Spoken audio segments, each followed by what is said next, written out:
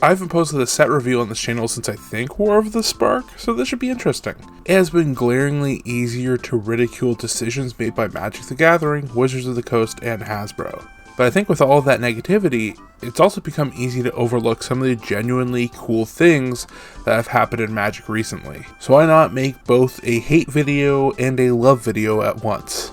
Let's start with why I hate Aetherdrift. Reason 1. Your favorite character wearing a silly hat. I'm definitely not the first, nor will I be the last person to utter this sentence. There are a lot of Magic products that have come out recently that feature your favorite characters from across the multiverse that are wearing a funny hat. 2024 gave us funny hats in the forms of goofy-looking detectives, rooting tooting cowboy shooting, and going through a haunted house, but it's the 1980s. Some of those were cool, but you can't ignore that on the surface level, it's kind of flat. So then we start off 2025 with 2 Magic, 2 Gathering. If you can look past the theming, then I can see why you might enjoy this set, but I think I've had enough of the cards that reference things outside of Magic to satiate that need until 2030. Recent Magic has been riddled with these Easter eggs that I can only describe as Easter eggs that come with a yellow paint path pointing to it. Remember Mario Kart? Remember the Akira slide?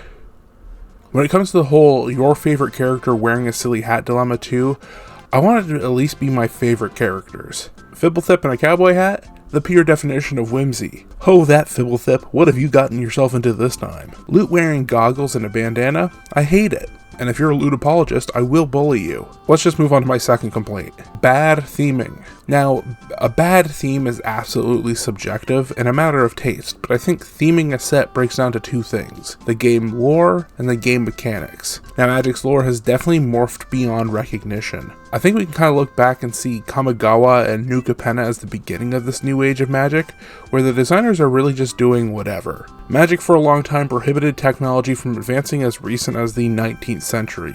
If we were going to get something like a steam engine, they had to jump through hoops like putting that steam engine on a world where technology is so advanced that they could reasonably get this to work. Magic also took itself pretty seriously. Comedic relief was exclusive to comedic relief characters and creature types. Then it feels that once those decisions were put to the wayside, all bets are off. Now we need a reason for a world to not have technology.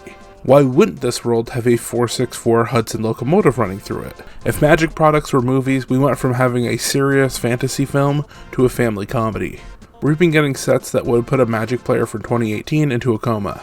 And that's why I think at a surface level, the lore is too wacky for me. This might just be old man can't keep up with the times, but we now seriously have a Magic set that is based entirely around characters from different corners of the multiverse getting in cars and racing. The checkered flag set symbol will forever be part of Magic's lexicon. If you think I'm not hip, I have a warning for you. I used to be with it, but then they changed what it was. Now what I'm with isn't it, and what's it seems weird and scary to me. It'll happen to you. We could do a 180-degree turn back to the year 2012 and go back to how Magic used to be. But there will forever be a set where pirate shark people race against robot transformer looking dudes from an unknown universe.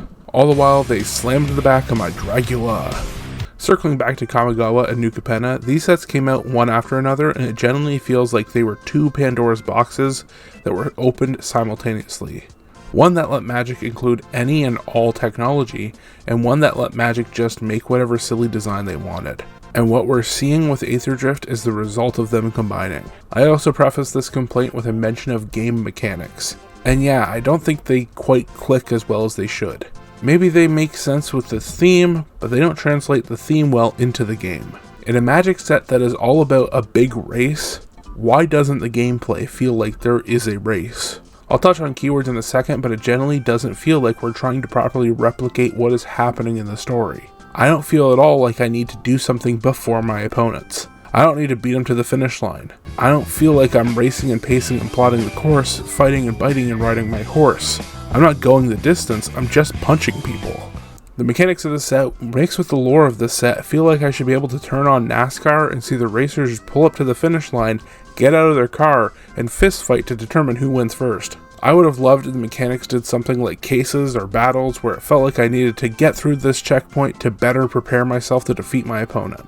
I would have really loved if they did something similar to Plane Chase or Explorers of Ixalan, where it was a side game, a supplemental product that came out and was aimed at spicing up Commander nights. These games, you don't need to necessarily win or overly engage with the side game, but it could give you an advantage to mess with it.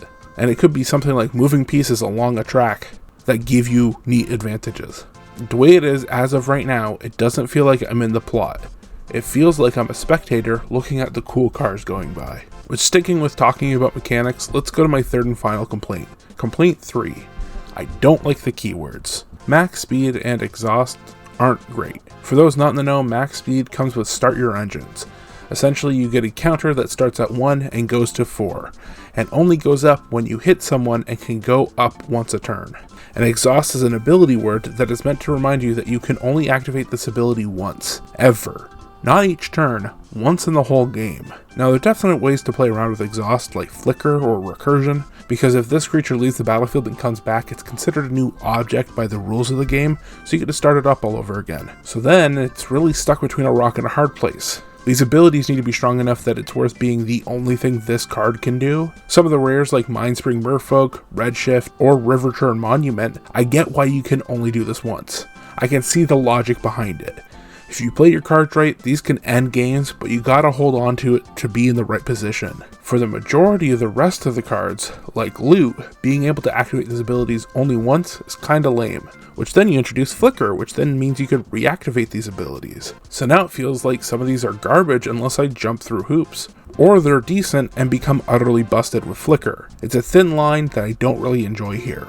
And circling back to start your engines at max speed, I don't think there should be a max speed. As of right now, the game sets it at 4, and I get that this is used as a threshold because a bunch of cards won't do anything until you've reached that max speed. And I mean they won't do anything. There are a bunch of cards that were probably fine as is without making you wait for the max speed. There are absolutely some cards that go from good to busted, but that is by far the minority. But then I look at the cards that don't necessarily have a threshold to reach and are just more so caring about speed, and they really feel bad that the highest you can go is 4. Let me swing for the fences. Let me try to do something absolutely busted and ridiculous and somehow to get to a speed level of 100. This is the type of thing stories of Commander are built on, and they've put a level cap on it. Speaking of Commander, this mechanic sucks in Commander. Imagine this, you're playing in a Commander pod and you've just built a deck that is about the max speed mechanic. You do everything right. Get a card with start your engines out as fast as you can so you can build up your speed. You're constantly sneaking in attackers to build it up. And then it's turn 60, you can finally start doing anything remotely explosive when all your opponents have become omnipotent gods because they've had 6 turns already. Okay, whew. It felt good to rant a little, but I do want to share why I actually kind of liked Aetherdrift. I don't think this is the worst Magic set that has ever been made, and I think it's mostly signs of bigger problems within the game itself. So let's go to the first reason I loved Aetherdrift. It genuinely feels like we're starting to get through to Wizards about product fatigue. I say this as previews of the set came out while they were releasing Innistrad Remastered, but it became a common occurrence in Magic for 4 Commander decks to come out beside each new set. Each set in 2024 had this, and it became exhausting to keep up with the game. And now we're down to 2. Listen, I know it's not a massive win, but it's a win nonetheless, and can be a sign of bigger things to come. If you want more on this, I highly recommend watching Gavin Verhey's video talking about it. He works on Magic, so he knows what he's talking about, and explains it in more detail. But it kind of feels nice as someone who's voiced their frustrations about Magic in the past, actually seeing something happening. But I do have to lie to myself because ultimately, it's probably because this makes Hasbro more money in some way. If they release 4 Commander decks, someone might only buy 1 expecting everyone else in their playgroup to buy the rest. Whereas if they release 2 Commander decks, you might get those whales that buy both. My second reason I love this set is I think it had amazing world building. The plane formerly known as Kaladesh, Avishkar, felt really fleshed out here in a way I didn't necessarily expect from a set that's based off of cars going fast. The last time we were here as Kaladesh, this plane was in the throes of a revolution. We start off this set getting word that the revolution has won and the plane has renamed itself. In the stories that came out, we get to see that not everyone is on board with these changes, which to me makes us feel like this is more of a 3-dimensional world. People are always adverse to change, and it was nice to see that reflected in this world. I also totally think it makes sense that out of any world in Magic, Avishkar has illegal street racing. A world that last time we were here had flying airships, it isn't hard to make the logical jump that they could also have cars. And a world that has rowdy revolutionaries, it also is surprising that they're trying to see how fast this could go. And I absolutely love that they pushed this to the next logical limit of using Open Pass as a way to spice up the race. As much as I think on the surface level that this set is campy, I think Avishkar being the home of it actually works really well. It also let us see into how Amonkhet held up since we've seen it last. Amonkhet essentially went through an apocalypse level event last time we were here, so it was nice to check in on the world and see how it picked itself back up, and how it dealt with the Phyrexian invasion. The introduction of the new gods and the explanation behind it all has been spectacular. Both Amonkhet and Avishkar have definitely moved from being stationary planes that we caught a glimpse of a while ago that have just felt like tableaus of a proper setting into fully lived-in worlds. Substantial changes have happened, but these changes don't feel like they're out of character. Also, before I totally forget to mention, Kaladesh changing its name to Avishkar, having both real-world and in-world explanations, is just so great. I love it. Which brings me to my final thing I loved about this set, the utilization of underexplored worlds. With Magic expanding their Universe Beyond product line to now take away spots from standard story sets, I was really disappointed because this meant we weren't going to see as many of these handcrafted worlds that were original to Magic. While this set doesn't feel like it completely makes up those absences, it definitely helps. I used to love core sets because they often gave us a glimpse into a bunch of different worlds. This set did a great job at giving us Avishkar, Amonkhet, and Muruganda. I'll be honest, I liked Avishkar and Amonkhet when we saw them the first times around, but I would have also been happy if they just remained those sets. Steampunk India and Magic Ancient Egypt aren't my absolute favorite themes, but they were alright in the moment. Having a set that can hit on both of these, while neither of them being the main role, is great and I love it.